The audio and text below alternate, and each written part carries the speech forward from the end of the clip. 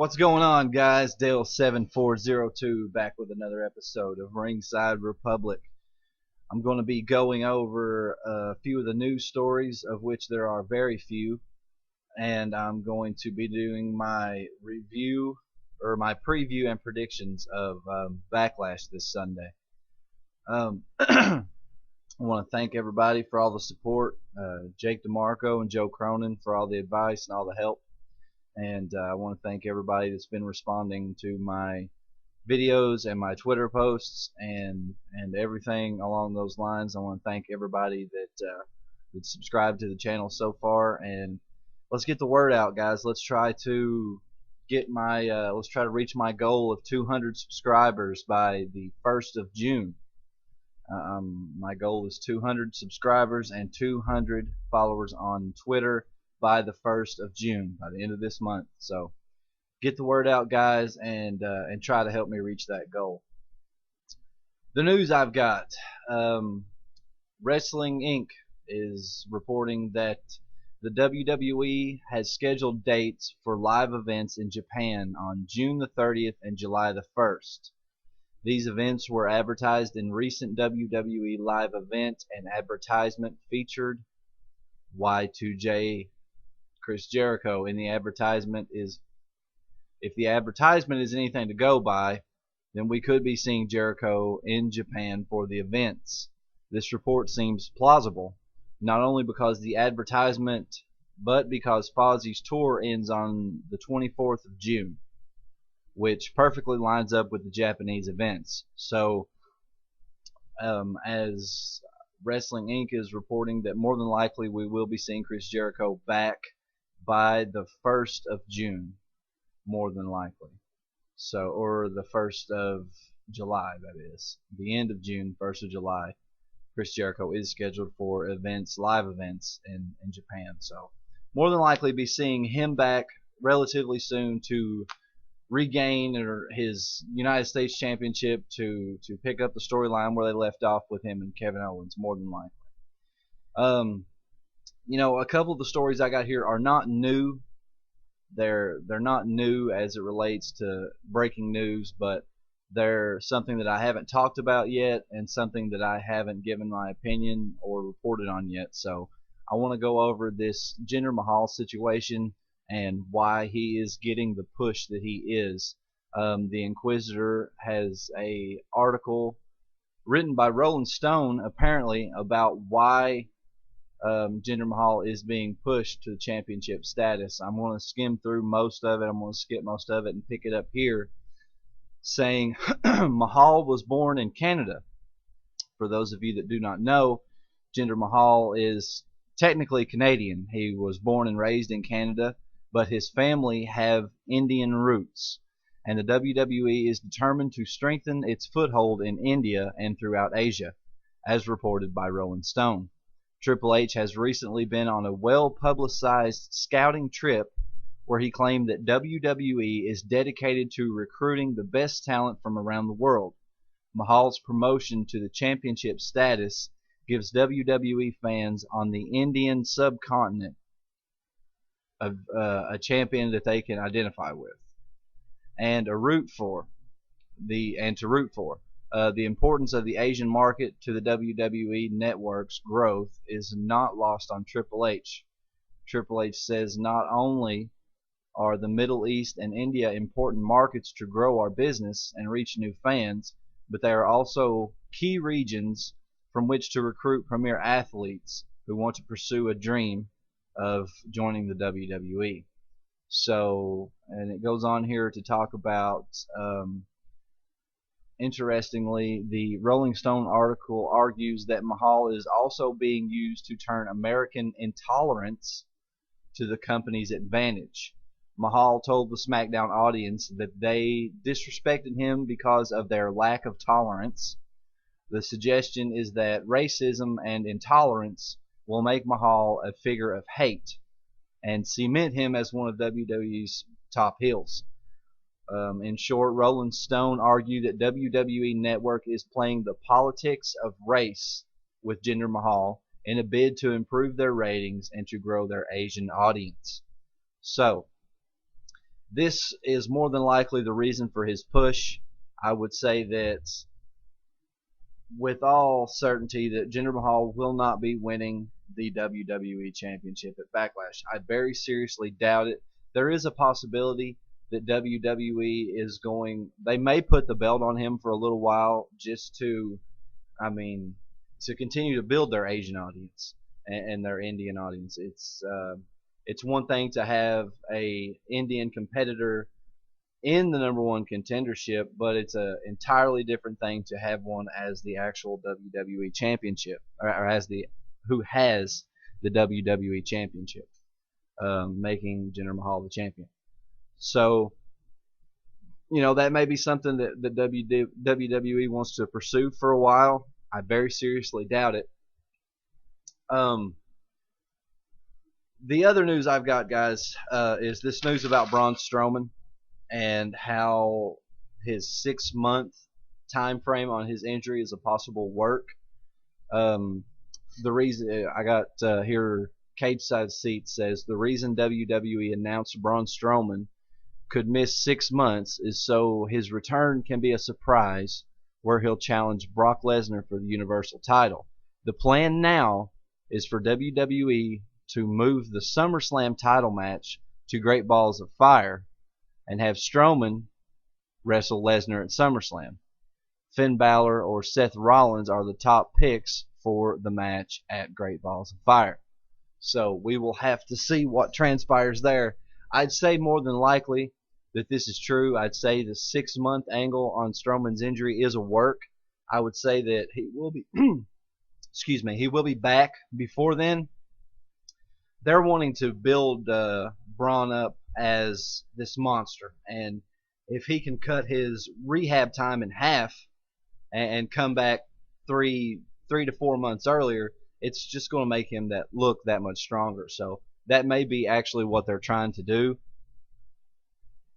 but we will have to wait and see on that. Also, the surprise angle, the surprise would be a very big help to the angle. The surprise and the fact that he cut his rehab time in half and just make him out to be this unstoppable monster. So that may be WWE's plans. I think it's a good idea, and I think that more than likely we can expect to see that. All right, guys, that's all I got as far as it relates to news. Let's get right into the Backlash preview and predictions. We're going to be starting from the top to the bottom on this one, guys. From the bottom of the card to the main event, which we'll be starting with Ty Dillinger and Aiden English in a match on the kickoff show, the pre-show of Backlash. And I'd say that more than likely Ty Dillinger is going to get the win here. I don't see any reason for him to lose. In my opinion, there's also a match or a match with Eric Rowan versus Luke Harper on the card. I would have rather have seen Ty Dillinger on the main card of the show. I think it's time that they put him in a feud. I think it's something that WWE has been dropping the ball on when they bring new talent in. I remember back in the old days, you guys will remember when a new star came to the WWE, especially one that we knew of and were familiar with, they gave him a push instantly. I think I'm kind of missing that. The first thing that pops in my head is when the Big Show came to the WWE and popped out at the bottom of the ring and threw Stone Cold through the cage and everything that led to that. He got a push almost instantly. And I'm not saying to push these new call-ups from NXT to the moon and back right from Jump Street. I'm not saying that. I'm saying that we need to build them just a little bit more. I mean, we should put Ty Dillinger should be in the United States title picture, in my opinion. That's something I would like to see. But Ty Dillinger versus Aiden English, I'm giving the win to Ty Dillinger. We've also got Eric Rowan versus Luke Harper. I would say more than likely Luke Harper gets the win on this one. Eric Rowan got the last win. I don't think anybody cares about this. I think it's boring. I do not think it's worthy of the main card. This may be another match that they put on the pre-show. I'm not sure. We got Baron Corbin versus Sami Zayn. This is a feud that has been built up over the last few weeks after Baron Corbin jumped Sami Zayn on an edition of Talking Smack, I believe it was. This is a storyline I'm not very interested in. I'm very high on Baron Corbin. I'm very high on Sami Zayn, but them together, I don't know. They may tear the house down, but I'm not very excited about seeing it, and I'm going to predict Baron Corbin as the winner. Unfortunately, and I do not agree with this, but unfortunately, WWE has been making Sami Zayn a glorified jobber. I mean, he hardly ever wins. They're putting him into this sort of comedic act to fill the void from where Dean Ambrose left and went to Monday Night Raw. I feel like they're trying to use Sami Zayn to fill that comedic spot, and I hate to see that because Sami Zayn is an amazing talent. I love watching him in the ring, and I think he is definitely underutilized in this situation. But I'm picking Baron Corbin to win, unfortunately. Naomi, Charlotte, and Becky versus the Welcoming Committee. Who gives a shit?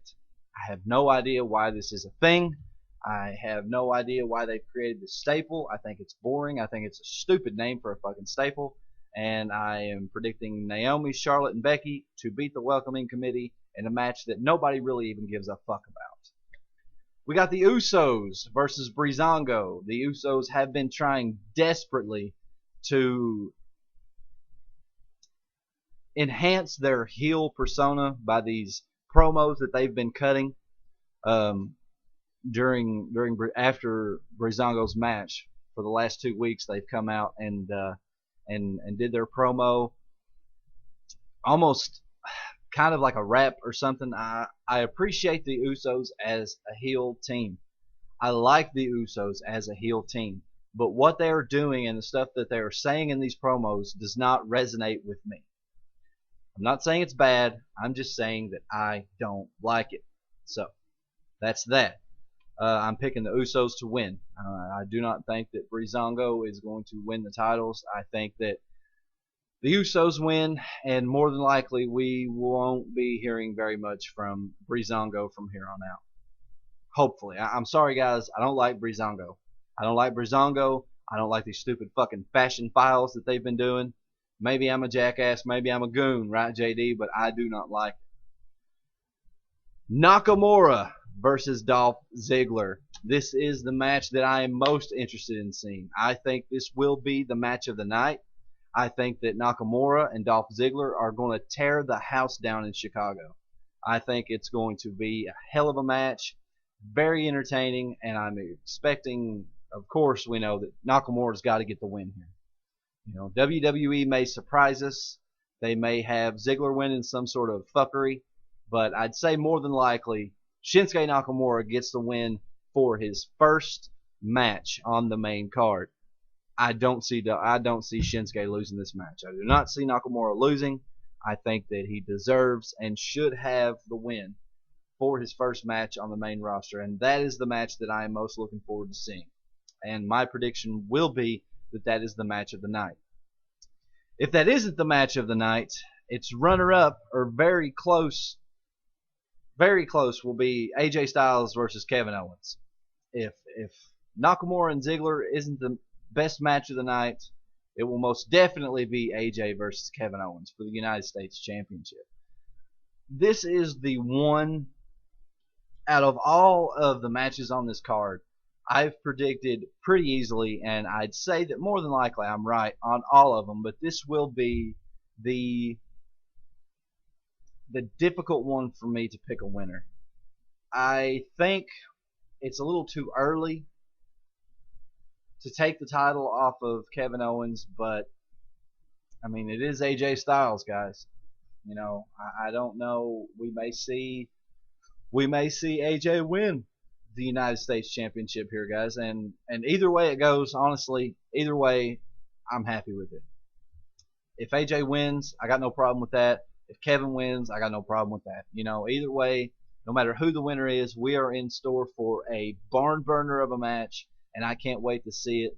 And like I said, if Nakamura and Ziggler isn't the best match on that card, it'll be Kevin Owens and AJ. But I'm going to go ahead and make my prediction. I'm going to say Kevin Owens wins. That's my prediction. I really am more interested in seeing the match than I am seeing the outcome of it. So I'm going to go with Kevin Owens to win. But we are damn sure in for a hell of at least two really good matches at Backlash in Nakamura and Ziggler and Kevin Owens and AJ Styles. We've got, finally, guys, what I am assuming will be the main event, which would be Jinder Mahal versus Randy Orton. Like I said, I'm assuming that this will be the main event. If it's not, I really don't know what would be the main event, guys. People are really excited about seeing Shinsuke Nakamura, and they have basically built this whole pay-per-view around him.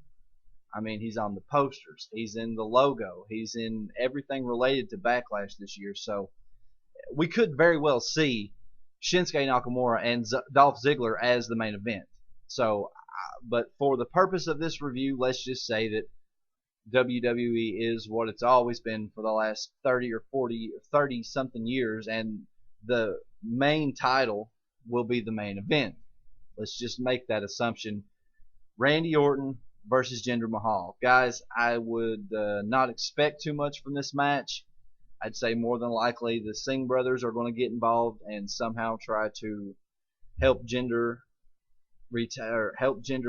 capture the WWE Championship. I do not see Jinder winning. I'm going to make my prediction as Randy Orton for the winner. I don't see Jinder Mahal winning I don't see Jinder Mahal winning the WWE Championship. The push that they're giving him to build their audience in India is one thing, but putting the title on him is a completely another story. You know, that's a horse of a different color, and I don't know if WWE would be willing to do that. I wouldn't. If it was me, I wouldn't do it. So I'd let Randy win the match at Backlash, and then start building. You know, I'm done. I'm done with the Jinder Mahal storyline, guys. If you haven't built up your audience in India by now, you're not going to. You know, let's put Jinder Mahal back where he belongs, back over here in the mid to low card, and let's put somebody that we actually care about seeing in a match with Randy Orton. I don't know. Fucking Sami Zayn would be awesome. I know WWE has plans of Baron Corbin. I want to see AJ Styles win the championship back. I want to see AJ Styles versus Nakamura at WrestleMania in the main event for the WWE Championship. That is my dream for this year. That is my dream for WrestleMania 2018. Will we see it? Probably not, because WWE has a way of fucking people over as it relates to what they want. So, guys, that's my Backlash preview and predictions. I think that we're, for the most part, in for a pretty good show. Nakamura and Ziggler, AJ and Kevin Owens is going to be a damn good match. You know, Baron Corbin and Sami Zayn are probably going to be a pretty damn good match also. So we'll just have to wait and see, guys. But that's your Backlash preview and predictions for, let's see, what is it, May 21st, 2017, from Chicago, Illinois. So hopefully, guys, we'll get a good show. That's all the news that I've got as of right now. If anything breaks over the weekend, I will be reporting on it Sunday before the pay-per-view. So if there's any other news or rumors going around, I will be reporting on it Sunday. Guys, thanks for watching. Hit that like button. Hit that subscribe button. Give me a follow on Twitter at Dale74021. Pledge on Patreon, patreon.com/Dale74021. Hit that like button. Hit that subscribe button. Comment below. And let's reach this goal. Let's reach my goal of 200 subs before the end of the month, guys. By the 1st of June, I want to see 200 subscribers on YouTube and 200 followers on Twitter. We can do it, guys. Give me a chance and I'll make you proud. Thanks for watching, and we'll see you next time. Have a good one, guys.